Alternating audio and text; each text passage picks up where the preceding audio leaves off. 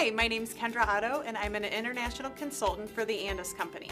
Today we're going to talk about cat grooming at home and what tools you should use to make it a successful experience for your cat. For starters, you want to trim the nails to make sure that you don't get scratched by really sharp cat nails in case they don't like grooming. For brushing, I like the rubber tip coated pin brush to make sure it glides through the coat really well and gets out some of the undercoat. After brushing, you want to follow up with a coarse tooth comb and a fine tooth comb, making sure that they're steel to reduce static.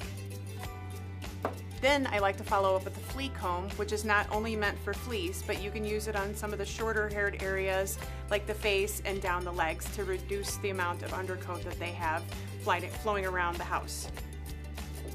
If you have a matted cat, we have several options of blades. For matted cats, I would use a number 10 blade, and if they're an extreme case, I would use a number 30 blade. We also have, for a longer haircut, a 7FC, and these blades are specific cat blades with the EGT technology to make cat grooming a lot easier. If you're looking for a longer attachment comb trim, I recommend the steel combs. So let me show you how to use these tools on our ragdoll friend, Mackenzie. First, we're going to start off by clipping the nails. I'm going to press between the toes to make sure that we expose that toenail.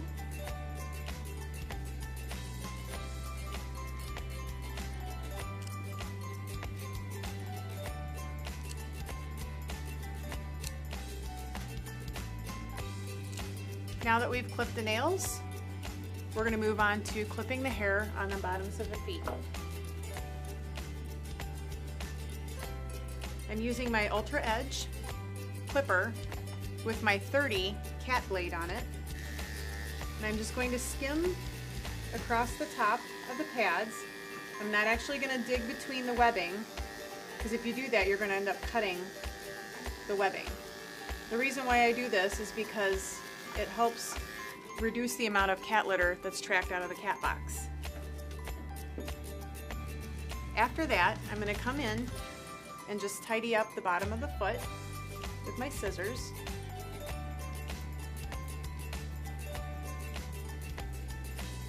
Just going to round out underneath and use my brush, kind of fluff up some of that coat on top of the foot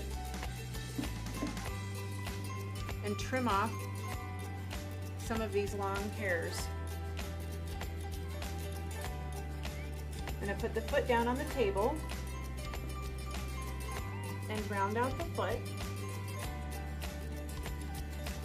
See how we have that nice finished cat foot now? When you decide to brush your cat, make sure that you brush all the way down to the skin. So you want to push the coat back and line brush. This will help get any of the extra undercoat and mats out of your kitty.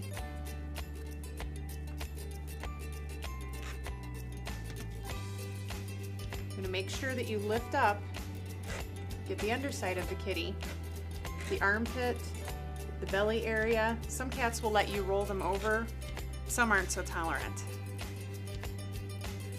So after you've brushed and got some of the undercoat out of your cat, you want to make sure that you go over with coarse teeth and then fine teeth.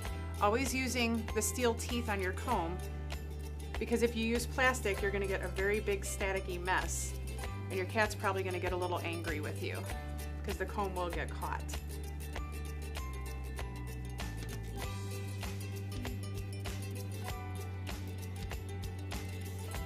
You can see the hair that it's pulling out, and now this is all dead coat. It's not live coat that's going to cause any harm to the animal. To follow up, you want to use the flea comb on the head and down the leg areas, some of the shorter area, getting some of the undercoat out.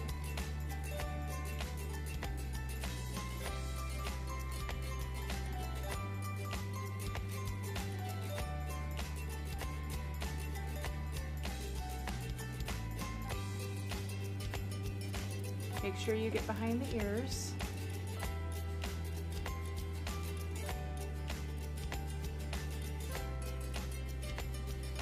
And again, just the finest undercoat comes out. So now we're going to clipper the body of our cat. What I've done is I've changed the blade length to a number 10, and I've put on a steel magnetic attachment comb on a 10 blade setting. The reason why I'm using an attachment comb on Mackenzie is because I want a longer comb cut, and she's also 16 years old, so I don't want to expose how thin she is underneath. So I'm going to turn on my clipper on a low speed setting.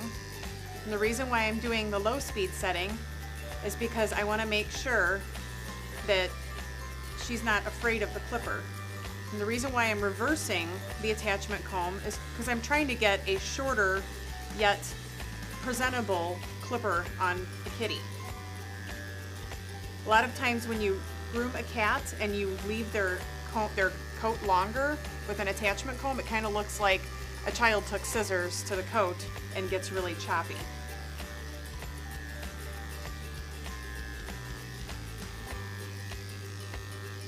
I'm going to go with the grain too, just to try to get some of that length off.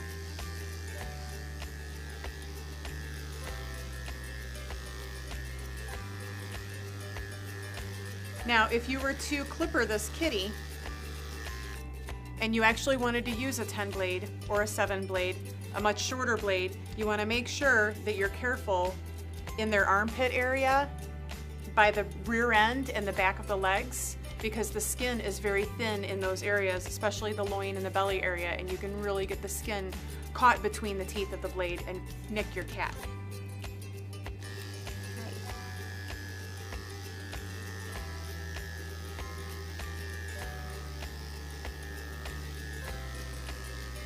So as you see, the difference in our clipper work,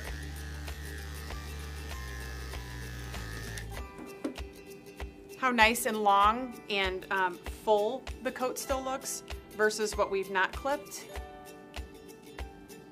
You can see the difference between the shorter and the longer, something a little bit easier maintainable for the pet owner at home. I hope you've learned a lot with all of the tools that we choose to use on grooming cats.